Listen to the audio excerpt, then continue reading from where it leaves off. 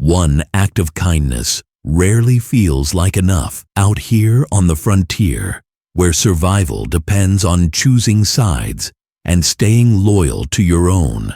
Showing mercy to the wrong person can cost you everything: your home, your reputation, your life. But what if that impossible choice, that moment when you decide to help someone your community calls enemy, sets something in motion that changes not just your life, but the lives of dozens, maybe hundreds of people you will never meet? What if the smallest gesture of humanity becomes the first domino in a chain reaction?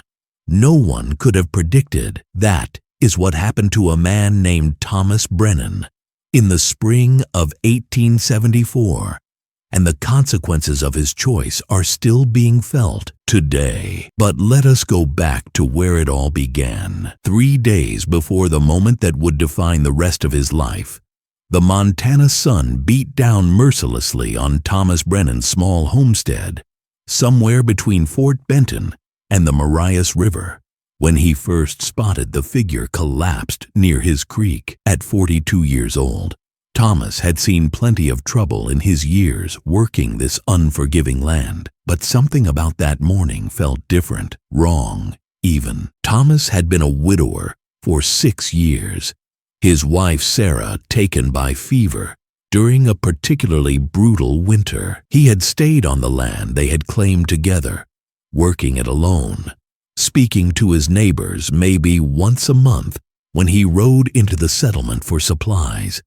People said he had grown hard, distant, but Thomas knew the truth. He had simply learned that attachment brought pain, and out here, pain could kill you as surely as a bullet. He kept to himself, tended his small herd of cattle, and asked nothing from anyone. That morning, he had been checking his water supply when he saw her, a young woman, Native American, lying face down near the creek bank. His first instinct was to turn around, head back to his cabin, and pretend he had seen nothing. That was the smart choice. The safe choice. Helping a Native woman on your land could bring her people down on you, or worse, could bring the anger of every white settler within 50 miles who would see it as betrayal. Thomas stood there for a long moment, the sun burning the back of his neck, his conscience and his survival instinct locked in silent battle. Then he saw her hand move slightly, fingers clawing at the dirt, and he knew he could not walk away. He approached carefully, scanning the horizon for any sign of riders or warriors who might be watching. When he reached her, he could see the blood soaking through the back of her doeskin dress, could see the way her breathing came in shallow, desperate gasps. She had been shot, the wound in her upper back still seeping, despite what looked like an attempt to pack it with moss. Thomas knelt beside her and gently turned her over. She could not have been more than 18 or 19 years old, her face drawn with pain and dehydration. But even in her suffering, he could see the intricate beadwork on her clothing that marked her as someone of importance. Her eyes fluttered open, dark and filled with fear, and she tried to pull away from him. Thomas held up his hands, showing he was unarmed, and slowly reached for his canteen. He lifted her head gently and brought the water to her lips. She drank desperately, coughing, then drank again. When the canteen was empty, she looked at him with an expression he could not quite read. Gratitude, yes, but also confusion, as if she could not understand why a white man would help her. Thomas knew he needed to make a decision quickly. Leave her here, and she would die by nightfall. Take her to the settlement, and she would likely be killed on sight or left to die anyway.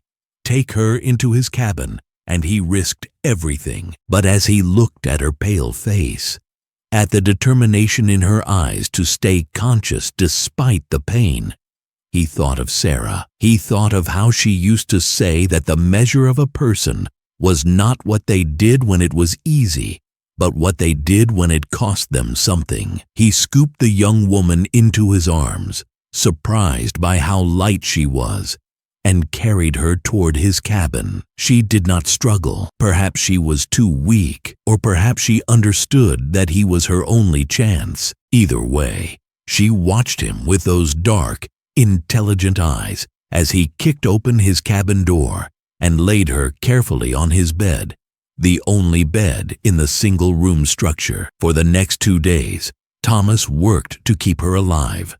He cleaned the wound as best he could, used whiskey to sterilize it, though she bit down on a leather strap to keep from screaming, and packed it with clean cloth torn from his spare shirt. He boiled water, made broth from dried venison, and spooned it into her mouth when she was too weak to feed herself. She drifted in and out of consciousness, sometimes murmuring words in a language he did not understand, sometimes simply watching him with those assessing eyes. On the 3rd morning, she was strong enough to sit up, and Thomas finally learned her name. She spoke some English, learned from missionaries. She explained haltingly. Her name was Nady, which meant she who waits in her language, and she was the daughter of Chief Brings the Storm, a respected leader of a Blackfeet band that ranged through this territory. She had been shot by white trappers 3 days prior, when she and 2 other women had been gathering roots near a river. The other women had escaped, but Nady had been hit and had crawled away to hide. She had been trying to make it back to her people when her strength gave out. Thomas felt his stomach tighten. The daughter of a chief. He had not just helped any native woman. He had helped someone whose disappearance would bring warriors, would bring questions, would bring consequences. Nady must have seen the fear in his face because she spoke quietly, her voice still weak but steady. She told him that her people would have assumed she was dead by now, that they would have moved their camp to avoid retaliation from the trappers. She said she did not know if they would come looking for her, but that if they did, she would tell them he had saved her life. Thomas wanted to ask her so many questions, but before he could, they both heard it at the same time, the sound of multiple horses approaching his homestead. Thomas moved to the window and felt his blood run cold. 7 riders, white men, heavily armed, and he recognized 2 of them from the settlement. They were part of a loose group that called themselves the Mariah's Volunteers, men who had taken it upon themselves to defend white settlers from what they called Indian aggression. In reality, they were little more than a gang that used fear and violence to justify theft and murder. Thomas turned to Nady, his mind racing. If they found her here, they would kill her and probably kill him too for harboring her. There was a small root cellar beneath a trapdoor in the corner of his cabin, barely large enough for 1 person. He pulled it open, helped Nady climb down despite the pain it caused her wound, and lowered the door back into place. He scattered a rug over it and moved a chair on top just as someone pounded on his door. Thomas opened it to find Jack Morrison, a man he had met perhaps twice, standing with his hand on his pistol. Behind him, the other 6 riders sat on their horses, watching the cabin with hard eyes. Morrison asked if Thomas had seen any Indians in the area, said they were tracking a wounded squaw who had escaped after she and some others had attacked innocent trappers. The lie was so blatant it made Thomas angry, but he kept his face neutral. He said he had not seen anyone, had been working his land alone as always. Morrison pushed past him into the cabin, looking around with obvious suspicion. The other men dismounted and began searching Thomas's small barn and the area around the creek. Thomas stood very still, his heart pounding, as Morrison walked slowly around the single room, his boots heavy on the wooden floor. At one point, Morrison stood directly on the rug covering the trapdoor, and Thomas was certain he could hear his own heartbeat, certain that Nady could be heard breathing below. But Morrison found nothing, and after several tense minutes, he walked back outside. He told Thomas that if he saw any Indians, he should ride to the settlement immediately and report it. He said it was every white man's duty to protect their own. Thomas nodded, said nothing, and watched as the 7 riders finally left, heading south toward the river. When they were out of sight, Thomas waited another 30 minutes before opening the trapdoor. Nady climbed out slowly, her face pale, and Thomas could see the blood seeping through the bandage on her back again. The stress of hiding, of staying silent, and still while armed men searched just feet above her, had reopened her wound. Thomas helped her back to the bed and changed her bandages while she winced but made no sound. That night, as he sat by the fire and Nady slept fitfully on his bed, Thomas realized he had crossed a line he could never uncross. He had lied to white men to protect a native woman. He had chosen her life over his own safety, over his standing in the community, over everything he was supposed to hold dear. And the strangest part was that he did not regret it. He felt more alive, more purposeful than he had since Sarah died. Stop for a moment here. Thomas is standing at a crossroads we have all faced in different ways. If you were Thomas, what would you do? Risk everything to help someone your own community considers an enemy, or protect yourself and stay silent? I need to know, because here is the truth. Someone watching this right now is facing their own version of this choice. Maybe it is standing up for someone at work when everyone else stays quiet. Maybe it is choosing integrity when dishonesty would be easier. Maybe it is showing kindness when the world tells you to be hard. Your answer might be exactly what someone needs to hear today. Comment below, "I would help because," or "I would protect myself because." There is no wrong answer here, only honest answers, and honest voices change lives. Now let us see what Thomas decided to do next. Over the next week, Nady grew stronger. She could walk without assistance, could eat solid food, and the wound on her back began to heal cleanly. She was quiet, but observant, watching Thomas work, occasionally asking questions about his life, his land, his loneliness. He found himself talking to her in ways he had not talked to anyone in years, explaining how he and Sarah had come west with dreams of building something lasting, how her death had nearly broken him, how he had learned to survive by feeling nothing. Nady listened without judgment, and one evening, as they sat by the fire, she told him about her own losses. Her mother had died giving birth to her youngest brother 3 years ago. Her older brother had been killed by white soldiers during a dispute over hunting grounds. Her people were being pushed further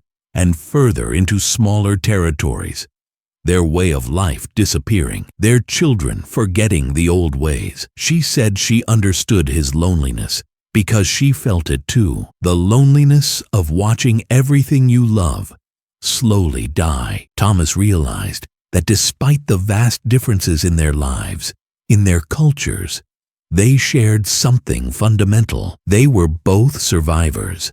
They had both lost too much, and they both understood that survival sometimes meant choosing compassion over bitterness, even when it made no sense, even when it put you at risk. On the 9th day after he found her, Nady told Thomas she was strong enough to travel. She needed to find her people, to let them know she was alive. Thomas knew this moment was coming, but it still hit him harder than he expected. He had grown accustomed to her presence, to having someone to talk to feeling like his life had purpose again. But he also knew she could not stay. It was too dangerous for both of them. He packed supplies for her, dried meat and bread, a full canteen, and a wool blanket.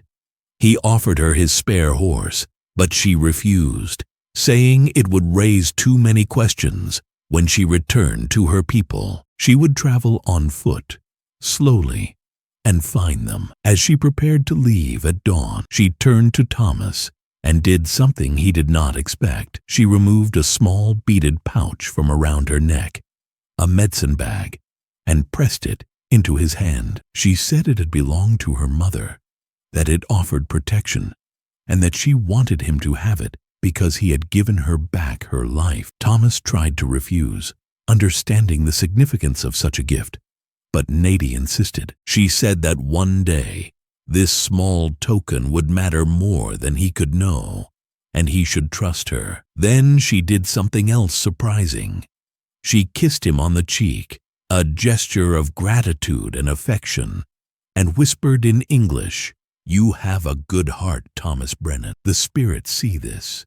Do not let this world make you forget it." And then she was gone, disappearing into the pre-dawn darkness, moving silently through the grassland like a shadow. Thomas stood outside his cabin long after she vanished, holding the medicine bag, feeling its weight, wondering if he would ever see her again. 3 weeks passed. Quietly, Thomas returned to his routine, working his land, checking his cattle, avoiding the settlement as much as possible. He told himself that helping Nadie had been a one-time choice, an aberration, and that his life would now return to its isolated normal. But he kept the medicine bag around his neck, hidden beneath his shirt, and sometimes he would touch it and remember the look in her eyes when she thanked him. Then, on a hot afternoon in early June, Thomas saw something that made his blood run cold. Smoke rising from the direction of the settlement,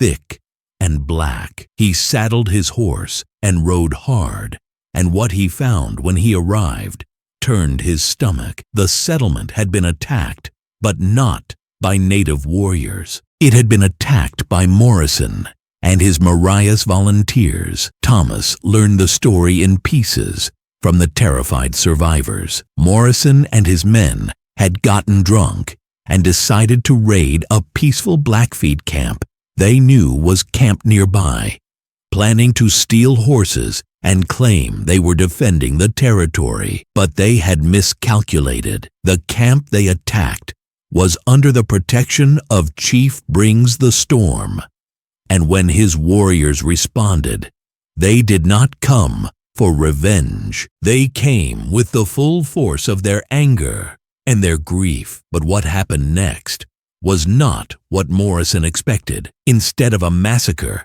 there was a confrontation, and standing between the warriors and the settlement, preventing bloodshed, was Nadie. Thomas heard this from a woman named Martha, who had witnessed everything. Nadie had come with her father and 20 warriors, but instead of attacking, she had walked forward alone and demanded to speak with the white leaders. She told them that one white man had shown her mercy when he had every reason to let her die, that this man had proven not all white people were evil, and that she had convinced her father to seek justice through words rather than blood. She said her people wanted peace, wanted the violence to end, wanted to find a way to share this land without constant death. The settlement leaders, shaken and terrified by how close they had come to being wiped out, agreed to meet with Chief Brings the Storm, and Nadie had insisted that one specific person be present at that meeting: Thomas Brennan. Thomas felt dizzy as Martha finished her story. Nadie had used his act of kindness, his moment of compassion, as proof that peace was possible. She had literally put his life, his choice, at the center of negotiations between her people and the white settlers. The meeting was set for the next day at a neutral location between the settlement and the Blackfeet camp. Thomas barely slept that night, his mind spinning. He had wanted to help one person, to save one life, and somehow that simple choice had escalated into something he never imagined. The next morning, Thomas rode to the meeting place with a small group from the settlement, including the informal leader, a man named Carlson. When they arrived, Chief Brings the Storm was already there with his warriors, an imposing sight. The chief himself was a tall, powerfully built man in his 50s, his presence commanding immediate respect, and beside him stood Nadi, now fully healed, wearing ceremonial clothing that marked her status, her eyes finding Thomas immediately. The meeting began tensely. Both sides aired grievances, accusations flew, old wounds were reopened. Morrison and his men had fled the territory, but the damage they caused lingered. Carlson tried to defend the settlers, claiming they were just protecting themselves. But Chief Brings the Storm cut him off. Through a translator, the chief said that his people had lived on this land for generations, that they had watched white settlers break promise after promise, that they had buried too many children to trust words anymore. But then, Nady spoke, first in Blackfeet, then in English. She told the story of how Thomas found her dying, how he risked everything to save her, how he hid her from men who would have killed them both. She said that if one white man could choose mercy over fear, could choose humanity over tribalism, then perhaps others could too. She said her people were tired of war, tired of death, but they needed to see evidence that peace was possible, and Thomas Brennan was that evidence. Thomas felt every eye turned to him. Carlson looked at him with suspicion and anger, clearly furious that Thomas had hidden this from everyone. The other settlers looked shocked, some betrayed, some uncertain. But Chief Brings the Storm looked at him with something different. Respect. The chief spoke directly to Thomas through the translator. He asked if what his daughter said was true, if Thomas had truly saved her, knowing what it might cost him. Thomas stood, his legs unsteady, and said yes. He said he found Nady dying and could not leave her. He said he was tired of all the killing, tired of the fear, tired of living in a world where showing mercy was considered weakness. He said that if his choice to save one life could somehow help end this cycle of violence, then he would make that choice again, 100 times. There was a long silence. Then Chief Brings the Storm did something unexpected. He walked over to Thomas and placed his hand on Thomas's shoulder. He spoke in Blackfeet, and the translator relayed his words. The chief said that any man who would risk his life for his daughter had honor, had courage that went beyond the courage of warriors. He said that the Blackfeet people valued such courage above all else, and that Thomas Brennan would forever be considered a friend to his band. Then the chief made an offer. His people would agree to a formal peace with the settlement, would establish clear boundaries for hunting and grazing, would trade rather than raid, but only if the white settlers agreed to hold men like Morrison accountable, to stop treating all native people as enemies, and to honor their agreements. Carlson hesitated, looking at the other settlers who had come with him. Thomas could see the calculation in his eyes, the weighing of pride against survival. Finally, Carlson agreed. The terms were written down, signed by both sides, and witnessed by everyone present. It was a fragile peace, built on a foundation of one man's choice to show mercy, but it was real. Over the next months, that peace held. Families from the settlement began trading with the Blackfeet, carefully at first, then with growing trust. Children who had been taught to fear each other began playing together at the neutral trading post that was established. Nady became a bridge between the communities, translating, mediating disputes, slowly building connections that seemed impossible just months before. And Thomas found himself at the center of something larger than himself. People came to him for advice, to understand the Blackfeet perspective, to learn how to build trust across seemingly insurmountable divides. He was no longer the isolated widower, living alone on his homestead. He became someone who mattered, whose voice carried weight, whose example inspired others. The chain reaction that started with his decision to save Nady kept spreading. Other settlements heard about the peace agreement and began their own negotiations with nearby tribes. The territorial governor took notice and appointed mediators to help establish more formal treaties. Violence did not end completely. There were still conflicts, still men on both sides who preferred hate to peace. But the trajectory had changed. What had seemed inevitable, a war that would consume everyone, now seemed avoidable. 2 years after Thomas found Nady by his creek, he attended a wedding. A young white man from the settlement married a woman from a different Blackfeet band. The first such marriage anyone could remember. It was celebrated by both communities, a symbol of how far they had come. Thomas stood among the crowd, watching the ceremony, and felt Nady approach. She stood beside him, now a respected leader among her people in her own right, and she smiled. She said, "You see what your choice began?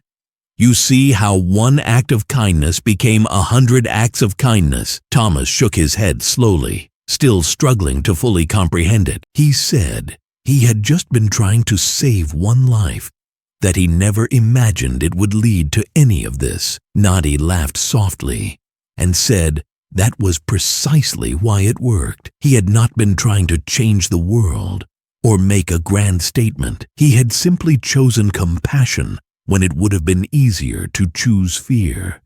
And that authenticity, that pure motivation, had resonated with everyone who learned his story. Thomas Brennan had saved one life. In return, he found something he did not even know he was looking for: a way to live with honor, genuine peace, and a bridge between worlds. The choice had been simple. The consequences had been hard, but he would make the same choice again if asked. That was enough. If you enjoyed this story, click on the video on your screen now to watch another unforgettable tale from the frontier, where courage and choices shape destinies in unexpected ways. Do not forget to subscribe and consider leaving a super chat donation to help us keep bringing more stories like this. Your support means the world to us.